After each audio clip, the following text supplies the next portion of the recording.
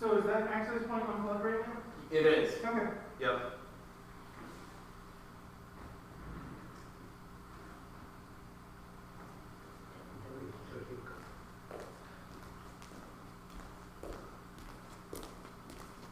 It's a little warm in here, Vic. It is. It's warm outside. I'm not used to this. Yeah, it's like it plays havoc on the immune system because it's just like hot, cold, hot, cold, hot, cold. Yeah.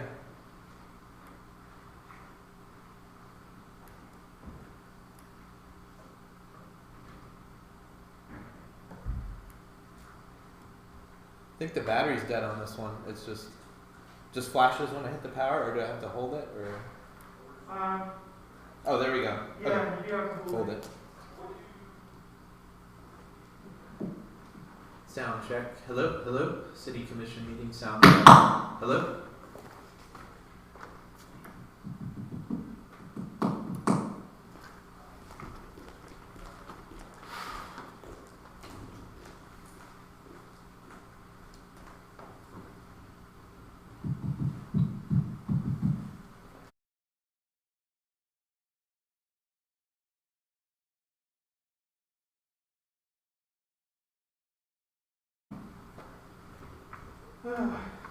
Yeah, it's weird, the balance of this room.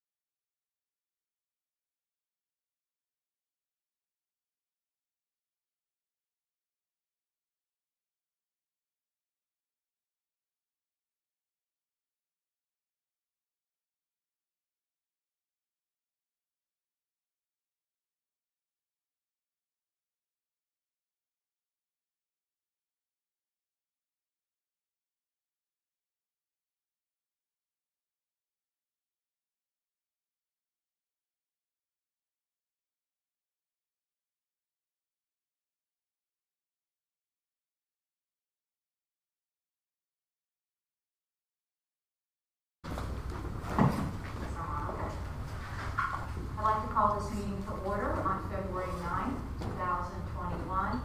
If you would all join me and stand for the Pledge of Allegiance and then a moment of silence for 10 seconds. I Pledge allegiance to the flag of the United States of America and to the republic for which it stands, one nation, under God, indivisible, with liberty and justice for all. If you would remain standing for 10 seconds, please.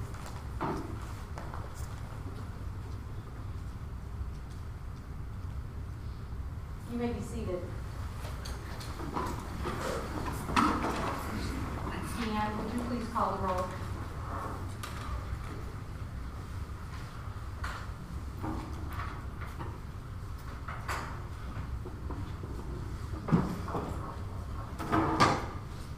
I'd like to let everyone in the audience know that Commissioner Ed Hoffnagel will be on Zoom tonight, so he is also participating in the meeting. Commissioner Hoffnagel, I am present via Zoom. Commissioner McCall, Here. Vice Mayor Hanna, Here. Commissioner Flagg, Here. Mayor Kennedy, Here. City Manager Mims. Always here. That's good. With that, City Manager Graham, would you join me in the front? And Commissioner Diane Flagg, would you come also?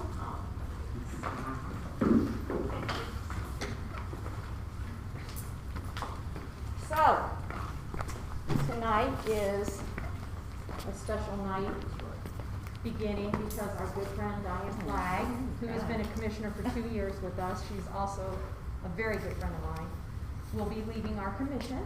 And we wanted to just express a little bit about what our thoughts are. And I know some of you who know her, Diane has been not only incredibly bright on this commission, thoughtful, has read all of her material, and has been such an advocate for the residents that I am very proud of what she's done in her 2 years, and I'm going to miss you, and we wanted to give you this, and I will read it to you, what it says, because it's exactly what the commission and the staff feels, and it says, in recognition of the selfless and dedicated service to the community as a city commissioner in Indian Rocks Beach. And that is exactly what I would say about Diane.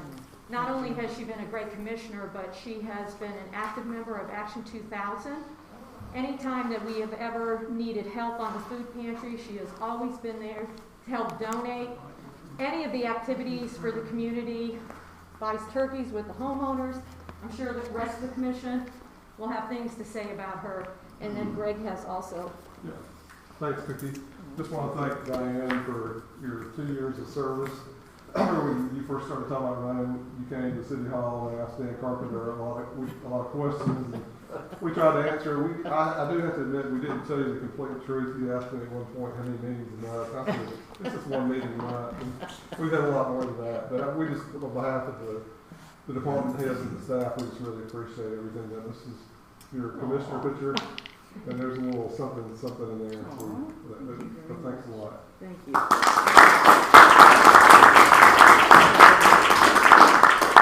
I am very honored to have been here for 2 years, and I welcome our new commissioner coming in, and I hope that I've served you well. I certainly tried very hard to do that, so thank you all.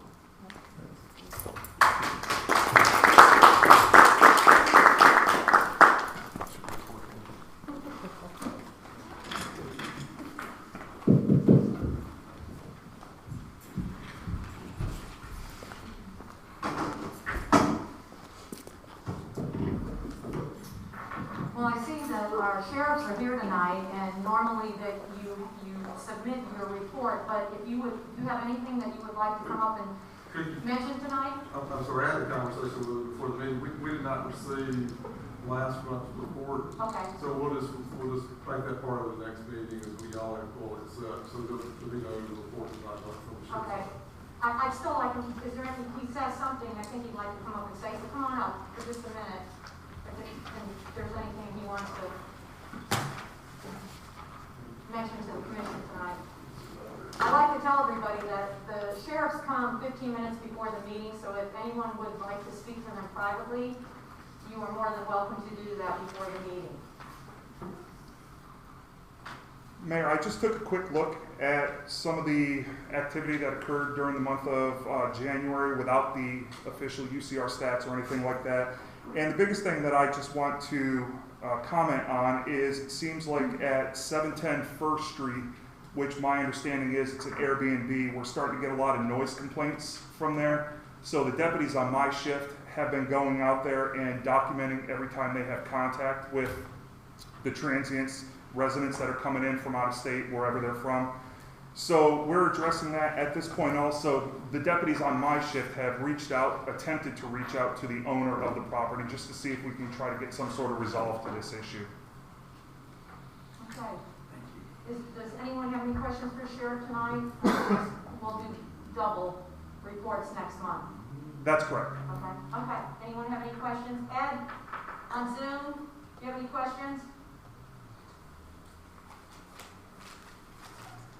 Ed, unmute. I'm unmuted. I do not have any questions. Thank you, Cookie. Okay. Thank you. And thank you for being here for us. Also, our report from Kiowa Suncoast Fire and Rescue is online so that you can address that too. With that, I'm sorry, just give us 1 minute, we're going to change the batteries. okay.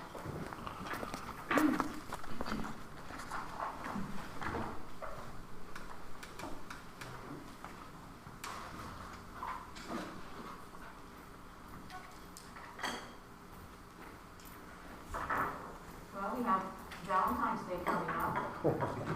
Nice holiday. Normally we have a nice event, but we won't be having that this year.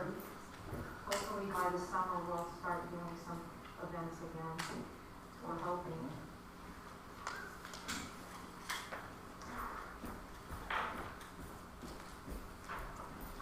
Once the batteries are fixed, we go to public comment. And at public comment, any member of the audience may come forward and give his or her name and address and state any comment or concern that he or she may have regarding any matter over which the City Commission has control, excluding agenda items. All statements made to the City Commission shall be made to the City Commission as a whole, not directed at an individual City Commission member, and no personal or slanderous remarks shall be permitted. No speaker shall be interrupted, and no debate shall take place between the speaker and the City Commission. And we allow for 3 minutes at a time. So anyone who would like to come forward, Maria, if you'd like to come forward at this time.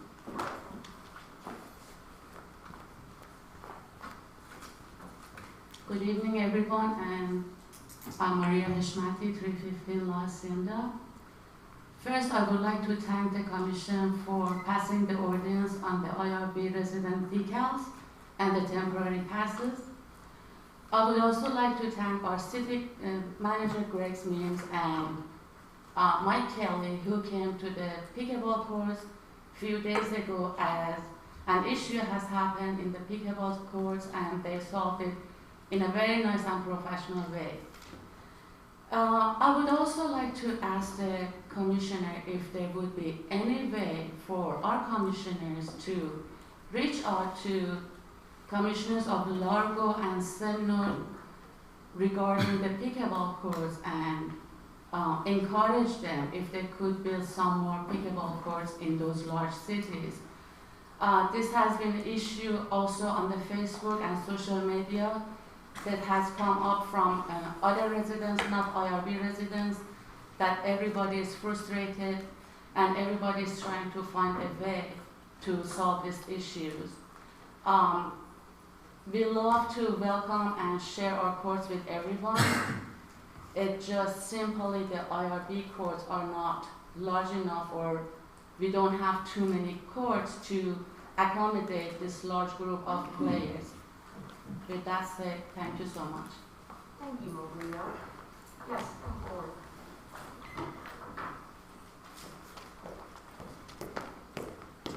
Dr. Magdi Abdul Hamid, 101 Watch. Good evening, everyone, and I'm here to second what Maria said about IRB pickleball courts. And this is not the first time for me to come in front of you, and I appreciate the opportunity to come here and talk to you in a few minutes once more about this problem. And we have been really suffering from the crowded courts in every single morning. And those courts stay busy for most of the day, And as a result, we as IRB residents hardly find time to play. We are there for 2-3 hours to play maybe 15-20 minutes. We are there to exercise and have fun, not to socialize, at least for me. And the incidents that Maria mentioned that happened just yesterday, that also triggered me to come here. It's very unfortunate to have one of our dear friends get cussed at by a person who is not even a resident of the city, because we were trying to get in the courts ahead of him. Very childish. And I appreciate that Mr. Mims came out and took care of that incident. However, this is going to happen, and it's going to happen again because of the problem we have. All of us know that our courts are free. Our courts are open for everybody. And we welcome people to come over to play with us. But we want them to be polite. So I'm here today to share some solutions with you. I'm not going to just say there's a problem and leave it for you to solve it. No, I'm going to share some solutions. And all I'm asking you, please take it serious this time. I had that same thing said 2 months ago. And I was told that could be a workshop coming up to discuss this issue. And so far I haven't seen anything. I think it's time now to have that workshop. It's time for you to listen to us as residents, and we're going to help you with the solution. We're not going to leave it all for you to solve it. Thanks for building this wonderful court. It's for us to take care of it, and for us to help you find the solution. And I'm going to give you 3 solutions, ranging from the simplest one to the little bit more difficult one. The simplest one is to turn these courts to be for IRB residents only. Just put a sign saying IRB residents only, and we are done. And we can talk to you about how to control this. If this is not possible, because those are public courts and funds, etc., then can we dedicate some certain time of the day, 2-3 hours in the morning, 2-3 hours in the afternoon, to be IRB residents only? The courts are available for 14 hours, 7 a.m. to 9 p.m.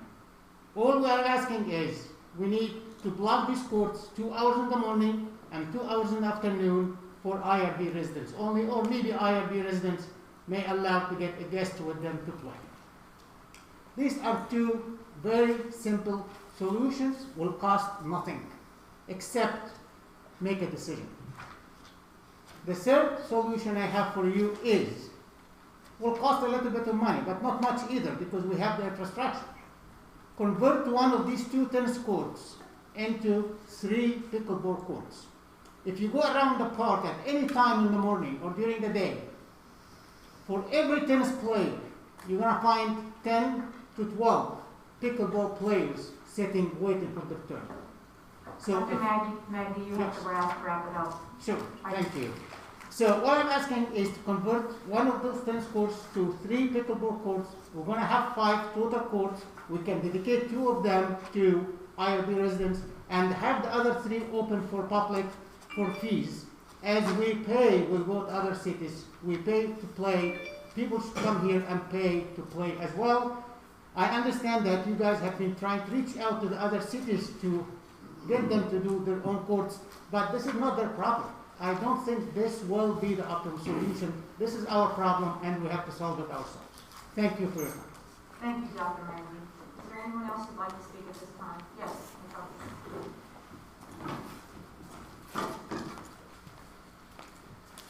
I'm Mark Bodine. I manage Cameron Cove Resort. We're 2402 Gulf Boulevard. I requested some time tonight to talk in reference to the beach access parking, specifically the overnight parking. I know the city commissioners have had difficult times over the years with a lot of issues, mainly the beach access parking, overnight parking, the trash every day that's scattered all over the beach access parking and the beach, and I send my staff out there daily on 24th Avenue and on the beach to pick up the debris. The noise from the bars across the street was a big issue for the commissioners over the years, speeding on Gulf Boulevard, and the Juke Squad seems to be a big problem for us at this point. The residents at Cameron Cove Resort are deeded owners.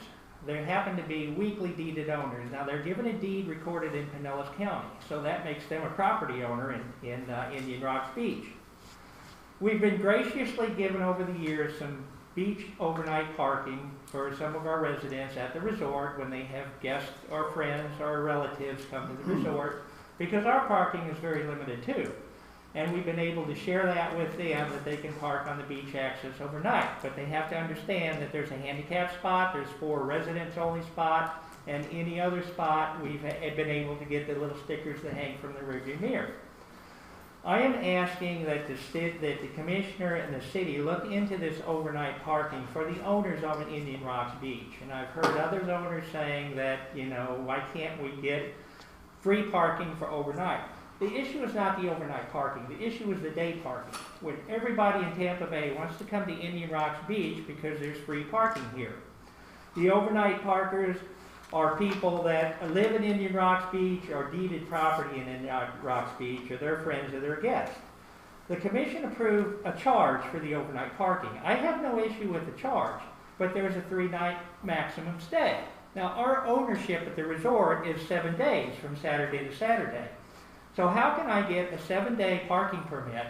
And oh, by the way, our check-in day is Saturday, and City Hall is closed on Saturday and Sunday. So how can my residents get an overnight parking permit for at least 7 nights without coming to City Hall during the week when they check in on Saturday?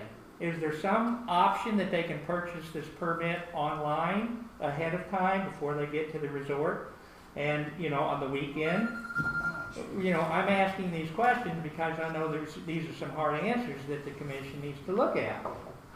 I just want to reiterate real quick, we're asking for overnight parking for the owners at Indian Rocks Beach at Cameron Cove, if possible. If not, I would request that they get a 7-night parking permit for their stay and be able to purchase this previous to them coming to the resort via the internet from City Hall. Because they're checking in on Saturday, how are they going to get here, you know, Saturday or Sunday to purchase their permit when City Hall is open only Monday through Friday? Thank you for your time and consideration. I hope you please look at this, because I know we have other residents in the same situation that are owners in Indian Rocks Beach looking for some kind of help for the overnight beach parking. Thank you very much. Thank you.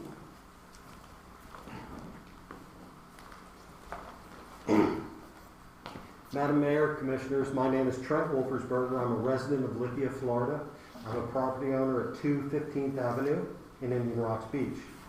I rise to express concern over ordinance 2020-08. My wife and I purchased this condo 3 months ago, and this ordinance significantly disadvantages us and other non-residential property owners. My issue, section 62-35B2. Finding of fact says, all costs to maintain, for maintenance and controlling the beach access are borne by citizens through collection of taxes. I think that should be amended or corrected to note that the costs are borne by property owners through the collection of taxes. With the 2 sections added, there's a duplicate, sections 62-35D and E in the draft. But section E2 or section G addresses the use of the 15th Avenue boat ramp by city residents or property owners. However, property owners like me are unable to get the necessary decal unless my vehicle registration, my license, and my property address coincide. This significantly decreases my property value and my intended use of my vacation property in Indian Rocks Beach. And there's an entire class of similarly situated non-residential property owners. I would ask the commission to consider adjustment to the ordinance to allow one residential decal per taxable parcel with additional allowances for the residential property owners. I think in a city like Indian Rocks Beach that has a significant portion of part-year residents and vacation homeowners, the city should really focus on not treating second homeowners as second-class citizens. Thank you for your time and consideration. Thank you. Is there anyone else who'd like to come up at this time? Hi, John. Hello. It's back. Yeah. Like Freddy Krueger, the short-term rental, can you hear me okay? Yes. Their short-term rental issue is back and it's on a fast track. Representative Fisher's bill, HB 219, will be heard by the House Regulatory Reform Committee tomorrow at 1 p.m. Senator Diaz's identical bill, SB 522, will be heard by Regulated Industries Committee next Tuesday. These bills will cause IRB to lose the ability to license and inspect vacation rentals. And it gets worse. The state is not required to inspect them at all. Plus, there will be no sign required on the exterior of the houses to assist police with handling noise and other violations.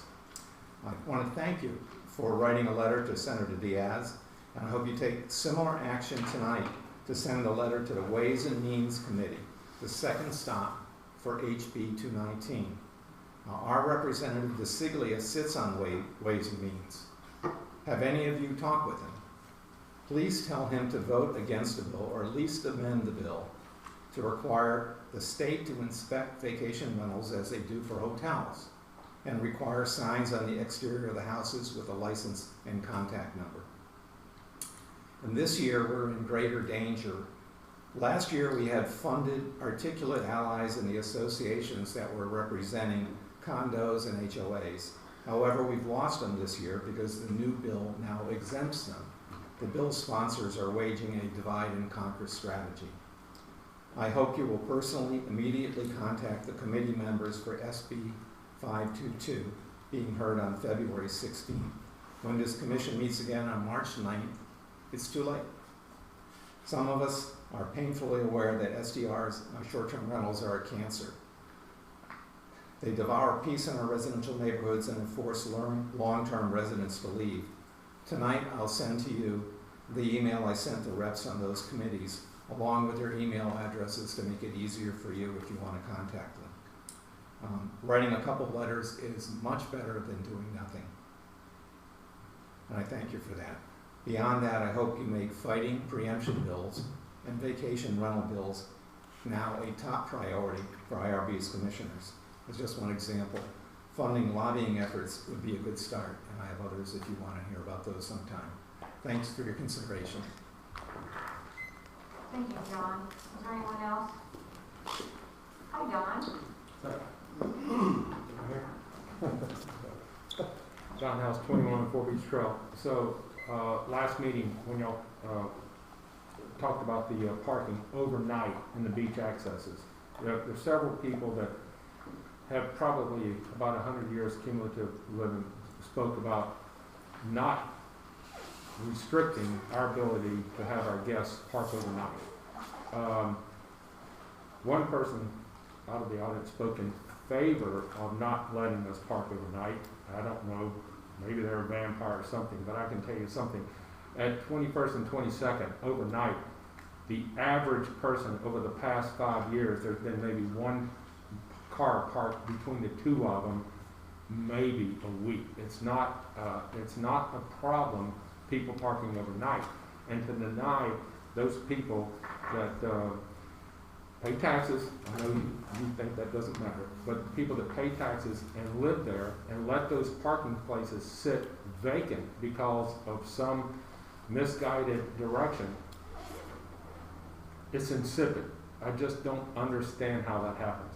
I realize that I'm not a member of the cult and that whatever I say doesn't matter to anybody that's a member of the cult. But it is important to us that do own property and do have overnight guests every now and then. It's not a big deal. And to deny us the ability to park in a parking space that's going to sit there empty overnight just doesn't make any sense at all. I can't understand it. If somebody can tell me why that asphalt cannot be used and gives me a respectable answer, I'll listen to it. I'm not adverse to learning something, but how in the world is that asphalt not being used a problem? I want to know that. Please tell me. Everybody's got my email address, right? I'm waiting for the answer. Yeah, okay. Where's my cricket sound? Okay, thank you. Thank you, John. Is there anyone else who'd like to speak at this time? Please come forward. Hello, everyone. My name is Rob Garcia. I own the property on 321st Street. Good morning, members and mayor. My issue is with, first of all, the cottages are right there next to CVS, the yellow and teal cottages. They're approximately 10 yards away from the Indian Rocks Beach CrossFit. And the problem that I've had is the loud noises coming from the gym early in the mornings and then periodically throughout the day. While it has gotten better, I just went there this evening before the meeting started and the noise still exists. I've tried to follow all the proper protocol to get this under control. I worked with Mel originally. After the 5 months of remodeling, my wife and I stayed in the cottages of a morning, and at 5:30 in the morning you can hear these heavy weights dropping on the floor. It literally vibrates the cottages.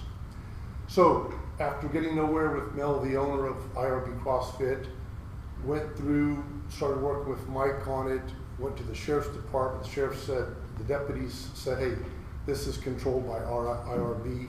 That's an issue for them to resolve.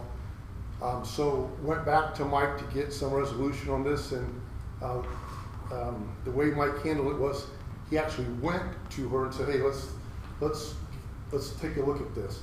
So instead of going and listening to the sound first, letting her know of the situation that's going on. And folks, the sound is intolerable. And if you can imagine coming down here, spending your vacation, paying good money to stay in my cottages, and listening to that morning, noon, and night, it's unacceptable.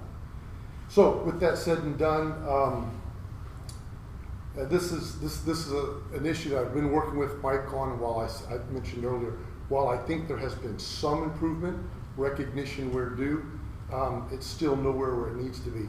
My guests don't need to hear the loud noises and the vibrations coming from IRB CrossFit.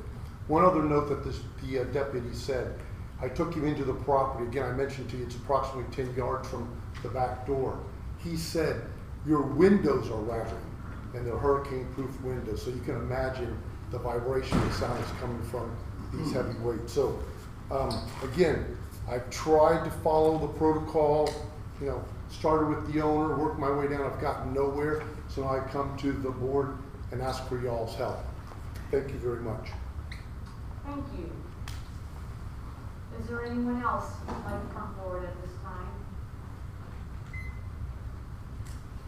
Okay, with that, I'm going to close the public comment. I'm looking for a report from the city attorney, Randy Morrow. Thank you, Madam Mayor. Briefly, as was noted during public comment, the legislative session has begun.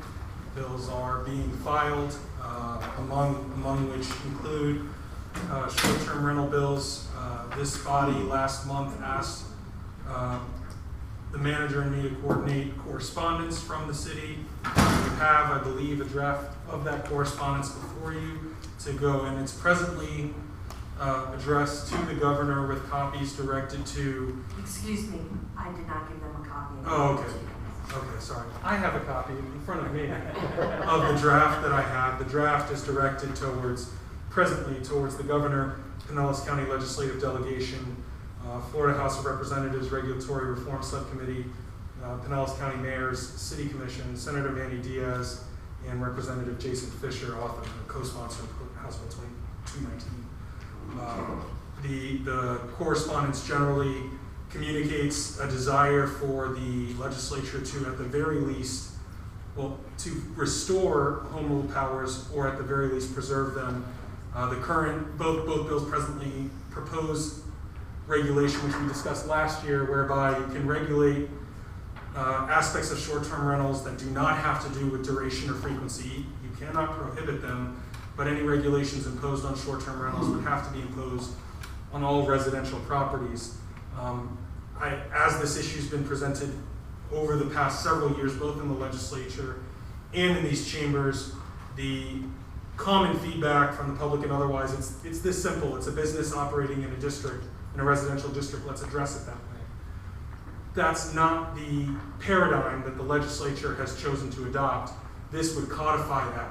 So I can recognize that the use of a transient home next door to your spouse and 2 children may not be the same, but I can't make that distinction. We can't make that distinction unilaterally, or at least to the extent we can. That is, there is a proposal to regulate against that. Otherwise, we will, of course, my office will, of course, keep you updated as we have in years past during the legislative session on substantive developments on this and other issues that may affect the city's governance. Outside of that, I've been working closely with the manager as we regularly do month to month on a number of issues. And I'm open to any questions, but have nothing else to add to my report at this time. Do any of the commissioners, including Ed Hoffnagel, does anyone have any comments at this time for the city attorney? Hearing none, I'm going to move on to Greg Mims, our city attorney, our city manager. I'm going to take my mask off, so That's perfect. I'll have my glasses up. As part of your agenda packet, you have the quarterly financial. Do any of the commission members have any questions about that document? Ed, I don't know if you heard that on Zoom. Greg is talking about the financials. Do you have any questions concerning? No, I don't have any questions, but thank you. I have the document in front of me. Okay, good deal. Anyone else have any questions for Greg on the financials? Okay, continue, Greg. And I missed the last meeting, so I'm quite the list. I'll try to make it through this as quickly as I can. Just want to tell the commission and the public that staff on February 1st began the process of implementing the new parking ordinance, which includes the increase in the parking fines from $40 to $75. And we'll continue to implement that ordinance unless it's amended later today. But I felt it was important to maybe clarify a couple of things, because staff members have to deal with the residents, property owners that are coming in and asking questions about this. One is about decals. IRB resident decals only do one thing, and that provides you with the chance, and I would say the chance, not the opportunity, the chance of parking in 73 parking spaces. 61 of those are at beach accesses, and the remainder are in different parks where we set aside some parking places. For some reason, and maybe it's because of the previous ordinance that we had where we discussed how if you were going to be required to have a decal or park on the street, that did not pass, so I think there's confusion about that. But virtually, that's the only thing that decal does for you is the ability or the opportunity to park at 73. And as the gentleman mentioned earlier, the decal's tied to the one boat ramp that we have in there. Second thing I've noticed in emails, and the previous speaker was making comments about taxes, and then for some reason glanced over at me. I'm a taxpayer. I recognize the importance of taxes. The majority of the taxes that we have in our budget come from property taxes. So I don't know really where that comes from. I think we've proved, and I can only speak for the almost 8 years that I've been here, that the bill rate's not going up. We don't have a utility tax. We don't have a stormwater fee. So I'm well aware of taxes and budgets. And at the same time, we've reduced staff and we've outsourced. But I just want to remind everybody involved in this meeting that the IRB tax rate is 1.8326. Out of the 24 cities in Dallas County, we're the 5th lowest. The highest mill rate in the county is St. Petersburg, which is 6.75. The other thing that I'd like to address is, I've seen this just not recently, but just throughout other emails, we work on budgets and things, but just to kind of put this on the record again, is that when a property owner that owns property in Rice Beach gets their tax bill and they see that total at the bottom, we don't get that. we get 11% of the total. And I want to give some examples of that just real quickly. And I looked at averages and condominiums and residential properties, but I just used, I won't name condo names because it's not necessary. But one prominent condo in town, the average tax bill is $4,047.38. Of that, the city of Indian Rock Beach gets $392.55. If you divide 365 days in that, we get $1.07 a day per condo. Another townhome condo development that I won't name, their tax bill for everything. When you look at tax bills, the schools, the jail, county administration, $4,802.11. Of that, the city of Indian Rock Beach gets $534.51, or $1.46 a day. One of the timeshare condos that we have in town, their tax bill is a 40-unit project. Their tax bill is $76,796.56. Of that number, we get $8,547.98. If you divide that by 40, it's $213.69 a unit, or 58 cents a day. Hang tags. In the last 2-year cycle, we issued over 300 hang tags. To give you an example, the 24th beach access, just for that one beach access, for that 2-year cycle, and they were unlimited. That's one thing y'all talk about at length when you adopted the ordinance. There were over 30 hang tags that were issued for properties that immediately abutted that access, and there's 18 parking spaces. So you can do the math of 30 plus into 18. You're in the hole there. All that being said, the taxes, everything that's paid, what's provided in return is law enforcement, code enforcement, streets, drainage, parks, maintenance. The beach, 28 beach accesses, the Nature Preserve, Cole Park, Brown Park, 10th Avenue Park, 24th Avenue Park, 27th Avenue Park, the Ivy Pocket Park, Kicking Fair Park, Ivy Museum, Chickasee Park, the Business District Boardwalk, holiday decorations, seasonal decorations, special events, and that's just not a few. So for 1.8326 versus St. Petersburg that has a mill rate of 6.7550, I was at sell these numbers was down correctly in the sales. You can't say 6.7, you can say so real quick. Excuse the language, but that's a hell of a deal. Second topic is, throughout the pandemic, there's some folks named Cedric, Ronald, Tarlis, Donatello, Derek, and OP. And those are the people that I know, I live here too, I know those are the people that Ivy residents, property owners love. Those are the solid waste employees. And I just want to recognize them tonight because during the whole pandemic, they didn't take time off, they didn't work from home. Whatever you do in that can, and I'm just as guilty of it too. We walk out at night, we just throw it in there. We don't really worry about it. It's in the bag or not. We just throw it in there. I want to publicly recognize these guys for doing what they've done through this pandemic. And I'll just tell you, back about 4 months ago, per the handbook that the commission adopted years ago, I gave them a real minor bonus. I gave them a couple days off. So I would just ask the commission and the public, when you see those folks out, and I know people in Ivy love those guys, but just thank them again because they're out there picking things up that most of us would not want to pick up, and I'm very grateful for that. I also want to recognize the Sheriff's Office and the Fire Department.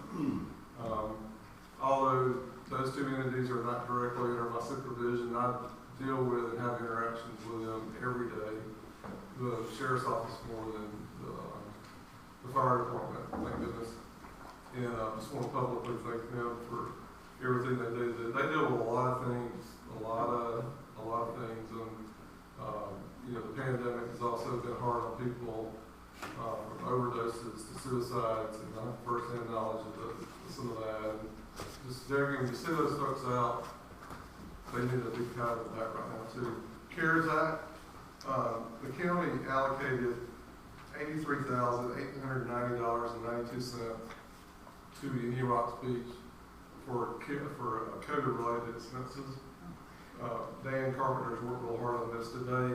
We've been reimbursed $32,890.92, and that's for everything you can imagine, cleaning supplies and all kinds of sanitizers. We're going to put out face masks. We put some plexiglass up in City Hall. Just a long variety. We've had to, as you see, all these cameras and things that been an extra expense, and so that's where they come out. So really, what I'm telling you is, unless things really go south on the pandemic, we should be in really good shape the rest of the time and not really need any more funds to cover that. The baseball field across the streets will be closed during the month of March for the new LED lighting project that was in the budget. We're also already going to replace the 2 sets of bleachers. So for a month, that'll be down. Gulf Boulevard undergrounding, we're at the mercy now of Spectrum and Frontier to get all their hookups done. They're telling us now that this is about a week ago when they told us this, is that they were looking at about a 45-day period, and we should be able to finally get the holes down and officially be finished with the undergrounding south of the Hacienda Street Reconstruction Project. Will be finished by April 1st. The mayor received a letter, and each of the commissioners received a copy from the sheriff that summarized crime stats for the period of time between 2010 and 2019. They're down in Indian Rocks Beach, and they're down 42%. And I'm going to ask the clerk if she would be so kind to put that letter in the minutes. 3 or 4 other things, and I promise I'm done. You remember back in 2016, we leased property from the city of Largo to relocate our solid waste facility. Believe it or not, we're already up against the first 5-year term. So today, I signed a letter and forwarded a letter to the city manager of Largo to ask for a one-time 5-year extension in the contract. There's 2 5-year extensions that we can ask for, so I've asked for that. That location's worked out really well, and they'll be great to deal with. So hopefully I can report back in a month or 2 that we got that extended. Duke Energy franchise agreement that was approved back in 2011. There was an option in the agreement where we could buy a letter, opt to renew it for an additional 10 years. We're already charging the max percentage rate, so there's not anything to negotiate there. Randy's been working with me on that, and then soon there'll be a letter that I'll sign that will go to where we're going to ask for the option to extend the franchise agreement with Duke. And just as a reminder, we through that franchise agreement this past year, the city received $447,000 from Duke with that franchise agreement, so we're working on that. Also in the budget, there's money allocated for the city to hire a special magistrate. Special magistrate again is like a city judge type role, person that would hear like the more complex kind of code cases. Talked to Randy about today. Randy's office is handling that, and we should have an RFP out on the street within 60 days. And the way that'll work is when the RFPs are received, it's from attorneys and law firms. Then we probably will screen those and maybe narrow those down to probably 3, and then bring that to commission, and y'all hire whoever the magistrate is. But that's coming. 2 more things. City attorney agreement. We still have a couple years left on the agreement with Randy's firm, but I think I mentioned this to most of y'all individually, is that I've asked Randy, I've begun a dialogue with Randy about extending his agreement, and he's looking at the terms of the existing agreement, and we're working together on that. And once I have it, then I'll make y'all individually go over it. But my goal is to ask the commission at some point soon to extend the agreement that we have with Randy's firm, because, and I think most all of y'all agree, they have done a great job for us. They're extremely busy, and I don't want to lose them to some other bigger fish. So I'm going to at some point soon bring you updated agreement so we can try to extend it out at least 2 or 3 more years and is that ready? Last but not least, last week, Randy Moore and I had an orientation session with Denise Housberg. Went very well. Randy was longer winded than I was. He took longer than I did. But meeting went well, and I think she'll fit right in and gets her role, and I know she's excited, and we're excited to have Denise. And that's all I have, and I'll be happy to answer any questions that you have. Any questions for the city manager at this time? Is that a no, Joe? No, ma'am. Okay. That was a lot. Okay. With that, we'll start with Commissioner McCall. Do you have any comments that you'd like to make tonight? The only thing, sorry. The only thing I would like to thank Diane for being on the commission. It's been short-lived for me. I've only been here a year with you. Known you outside more than inside here. But wish you well, and thanks for joining. And no HOA reports, no. Okay. Vice Mayor? Diane, obviously, we go back a long way through many organizations we've been part of and working for the city. It is totally a pleasure to know you and to have worked with you and for you to contribute to this commission and to this city, all that you've done. I'm very proud of you, very proud to have you as a friend. You're so sweet. Anything else? Commissioner Hofnagel, do you have any comments tonight? Yes, I do. Diane, thank you for your service. Really enjoyed working with you. You've done a lot to help make the city a better place. I think all the residents really enjoy the amenities that we have as a city. And today, I think we heard some folks giving some suggestions about ways that we might be able to improve some of the amenities. And I look forward to working with the upcoming commission on addressing the issues on the pickleball, the boat ramp. I'm sure we didn't intend to keep the snowbirds from using the boat ramp, and some other issues around that. I also wanted to thank the commission for their support on the overnight parking at the beach accesses, to have that not be permitted, and just put on the record that there was a percentage of those parking places that were being misused full time and were occupied as sort of like private driveways, and it was impossible to enforce a part-time parking situation there because there was no ordinance in effect. And so I'm happy that we were able to accomplish that. That's the end of my report. Thank you. Thank you, Ed. Commissioner Flagg? Well, I wanted to thank the commission because it's been a pleasure working with all of you, and don't worry, you'll be seeing me on the other side, so it'll be fine. And especially, you know, I can't say enough about the city. I've learned so much over the past couple of years, and you know, so much more happens than anyone can ever imagine on a day-to-day basis. And you know, Greg and Dan and Deanne and Randy, thank you for answering the endless questions I have and always being so kind about it. And I've learned a lot, and I'm sure I will continue to do so after I'm off the commission. And Mayor, thank you for all your encouragement to have me here in the first place. So thank you all very much. I appreciate it. Well, I just address a couple things. The short-term rentals. I have started calls to, along with the letters to our legislative delegation concerning some of our concerns with this new legislation that has been brought up, especially from Senator Diaz, who was the one that I spoke to originally, who dropped the whole matter 2 years ago. So I will be going around speaking to them.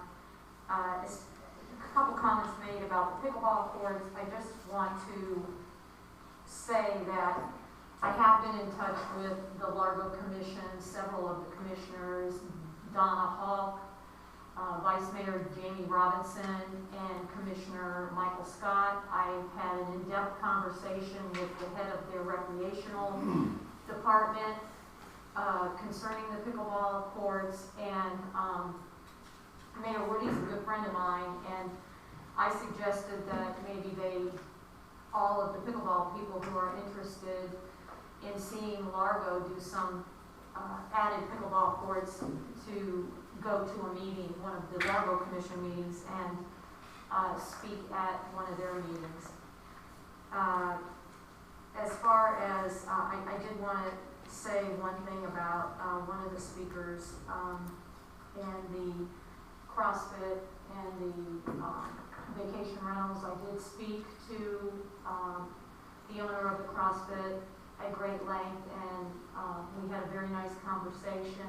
And you know, one of the things that comes to mind in all of these kind of situations, and I live down in that area, I live there and I have a business, and every morning at 4:30 in the morning, the post office comes in and all their big trucks. And when I built my building there, I had no idea that was going to happen, because 25 years ago, the post office was there, and I built my dream home and my business there, and all of a sudden my bedroom is right in that, and every morning at 4:30, there it is, and they're coming in. And when I had a vacation rental there, I always had to say, I have a 4:30 coming in, and you need to know that.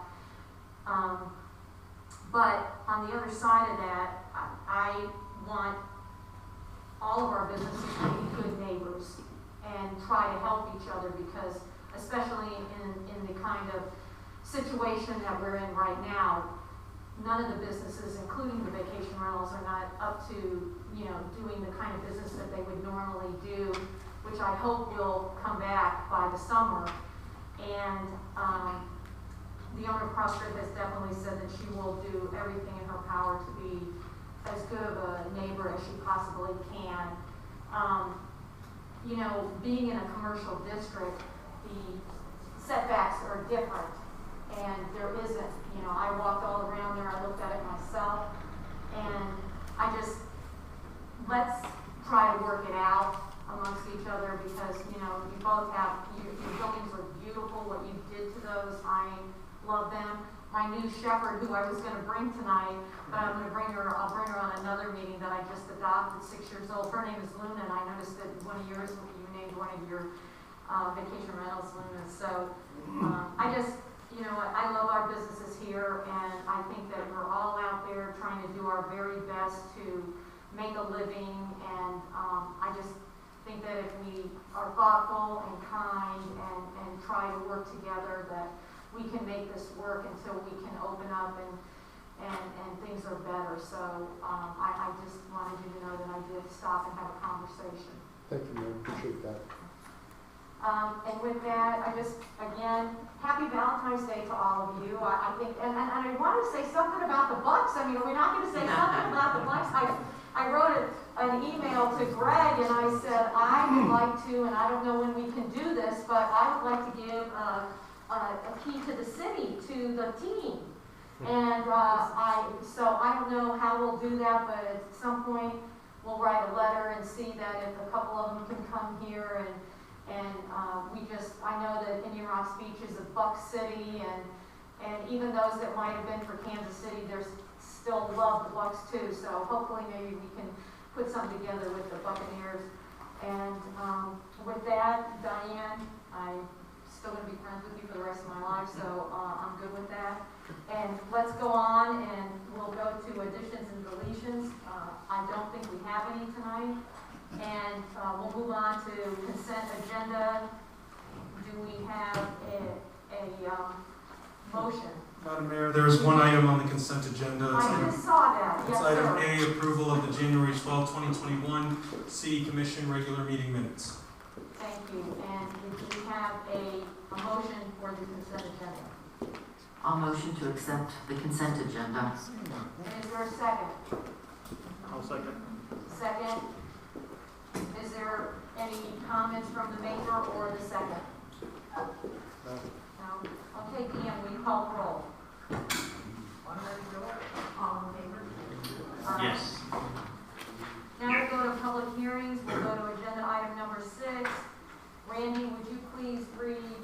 public hearing number A.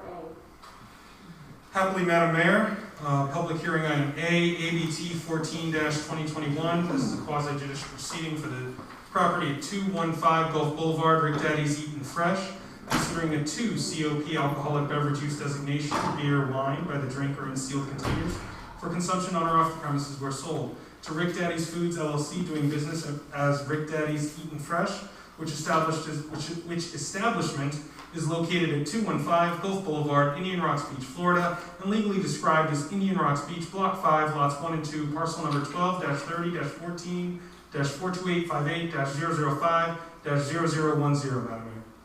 Thank you, Andy. Deanne, would you like? As this is a quasi-judicial, I have to first ask if any of the members of this body have any ex parte communications with the applicant? No. I have spoken to him. No. Okay, could you disclose the nature of that? Thank you, Commissioner Hoofnagel. Madam Mayor, can you disclose the nature of that exchange? It had nothing to do with his license. Okay, then that's not pertinent to this. Okay, good. Okay, and then has anybody done a site visit for the limited purpose of evaluating this application? No. No.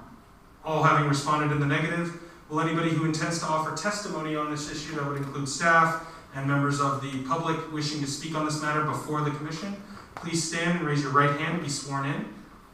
That would include the applicant, their agent. Do you swear or affirm the testimony you are going to give is the truth, the whole truth, and nothing but the truth? I do. Thank you. Send it back to staff. This is a 2 COP alcoholic beverage request from Eatin' Fresh, which is going to be located at 215 Gulf Boulevard. And it used to be where Lighthouse Donuts is. They have remodeled it inside, and it is a standalone building. And they also have a patio area. They have completed the state of Florida application for the alcoholic beverage request. And everything is fine. His background with the sheriff's office did come back with a DUI. He has met and has completed all requirements of the sentencing requirements. If it is approved, staff is recommending that the following stipulation be added: repeated or intermittent nuisance activity and or unlawful noise levels originating from the establishment or the parking area may result in the revocation of the alcoholic beverage designation. And that's all I have. Does anyone have any questions for Deanne before I ask the applicant to come forward? Any questions? Mr. Brumfield, if you'd like to come forward. Just please state your name and address before your comments. Richard Brumfield, 435 Gulf Boulevard, Indian Rocks Beach. Mr. Brumfield, tell us a little about what you're planning and your license that you're... So I currently have a cafe in Clearwater called Eatin' Fresh. It's a lunch cafe. This will be very similar, except for we'll be expanding it out to a little bit more seafood, offering beer and wine only. We will not have a bar on site, so it will just be table service for the alcoholic beverages. We don't anticipate having any live entertainment because it is such a small venue, and we want to keep it kind of quaint. Does anyone have any questions for Mr. Brumfield? Okay, at this time I'm going to, Mr. Brumfield, why don't you sit right over here, and we're going to go out to public comment on your license. Is there anybody wishing to speak on this matter? See no public comment, Madam Mayor. Thank you, sir. With that, does anyone have any other questions at this time? Mr. Brumfield, if there's anything else that you would like to say?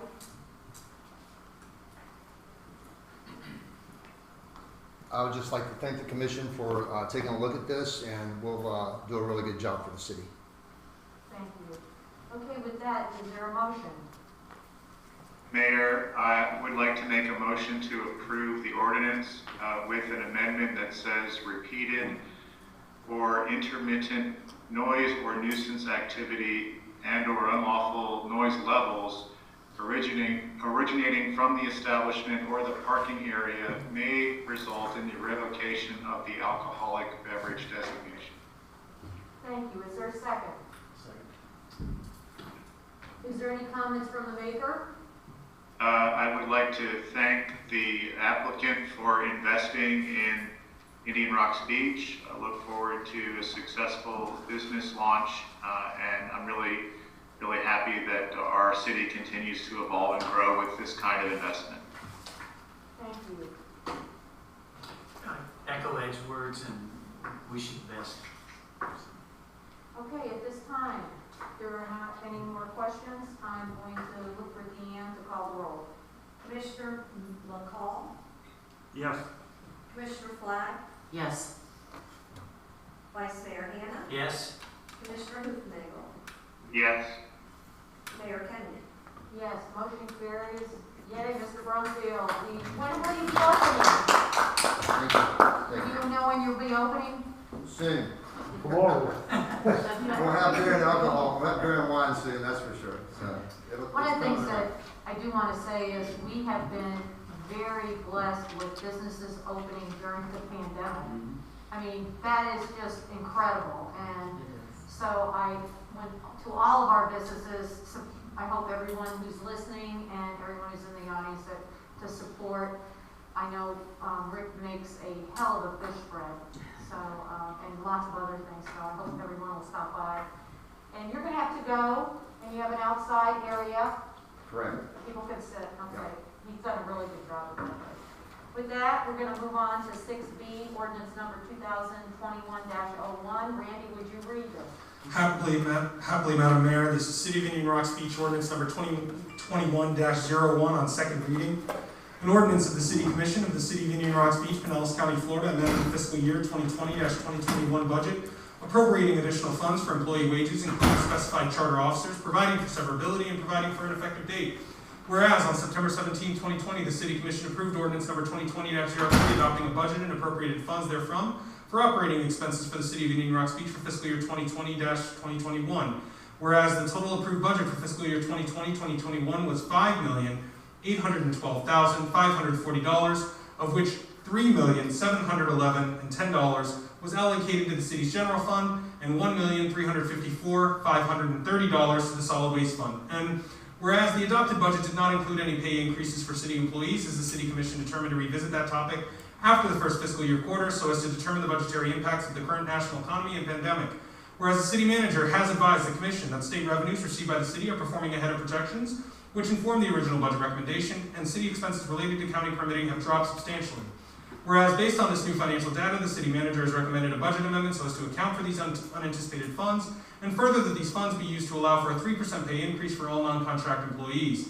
Whereas during the first reading of this ordinance, the City Commission approved an amendment granting both the City Manager and City Clerk a 3% pay increase, and whereas Section 10.4 of the city's charter concerning budgeting provides that the City Commission will adopt budgets pursuant to Chapter 166 of the Florida Statutes, and whereas Florida Statute 166-241, which governs the adoption and amendment of municipal budgets, permits the Commission to amend the city's budget at any time in the course of a fiscal year in the same manner as it adopted the original budget.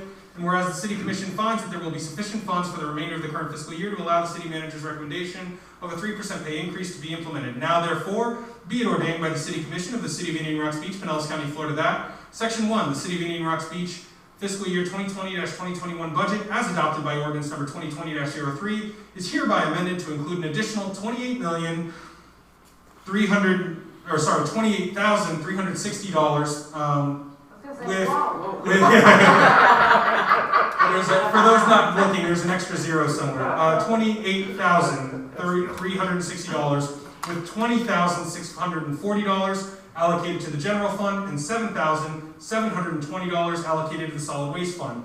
Section 2 from the City of Indian Rocks Beach's fiscal year 2020-2021 budget, as adopted by ordinance number 2020-03, and thereafter amended by this ordinance, an additional $28,360 is hereby appropriated to employee wages as reflected in detail on the chart appended as an exhibit hereby incorporated in this ordinance. Section 3, the provisions of this ordinance are severable, and Section 4, this ordinance shall become effective immediately upon final adoption by the City Commission.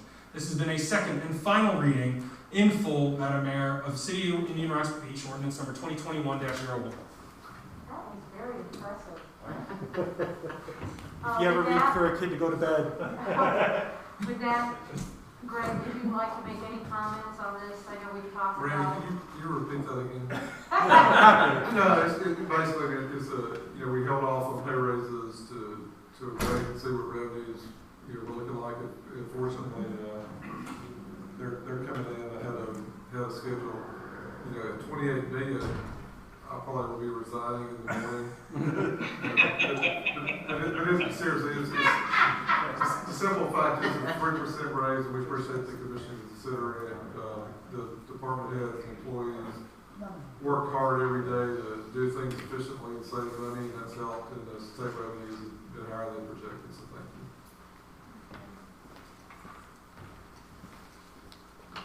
Do any of the commissioners have any comments for the city manager or the city attorney?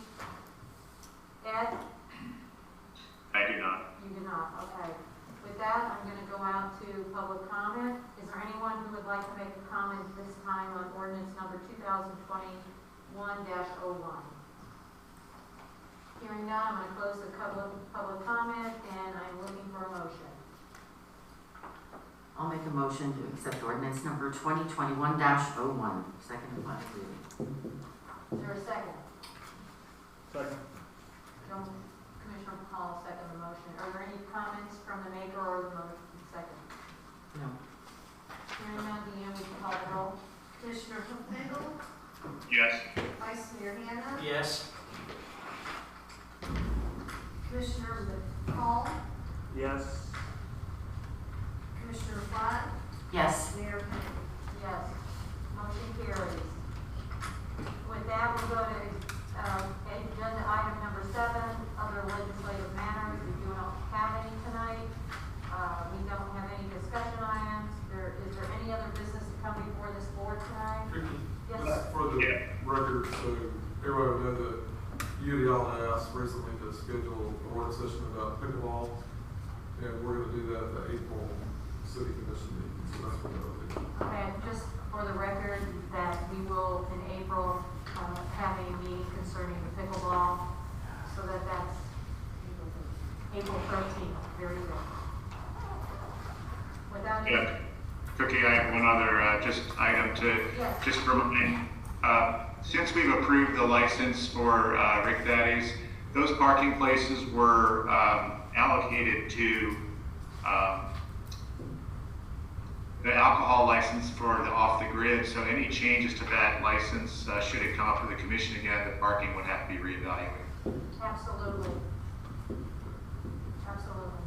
One of the things that you'll notice on tonight's alcohol application is that there's not a requirement anymore for layouts of tables and the parking spaces. I don't know how that ever got to be part of the application process. That's all reviewed by staff beforehand. So this item that you approved tonight and any alcohol designation going forward, all going to be taken care of administratively. And one last thing about the parking spaces and where they are, there's been a reduction in the number of seats and tables at the old Aqua Prime location, so that's why the two are not connected anymore. But just going forward, you won't see a lot of the extra verbiage and drawings because Hetty would have reviewed tables, placed seats and all well ahead of time before they apply. Okay, thank you. If there's not any other business to come before this board, I'm looking for a motion for adjournment. Motion to adjourn. Is there a second? I'll second.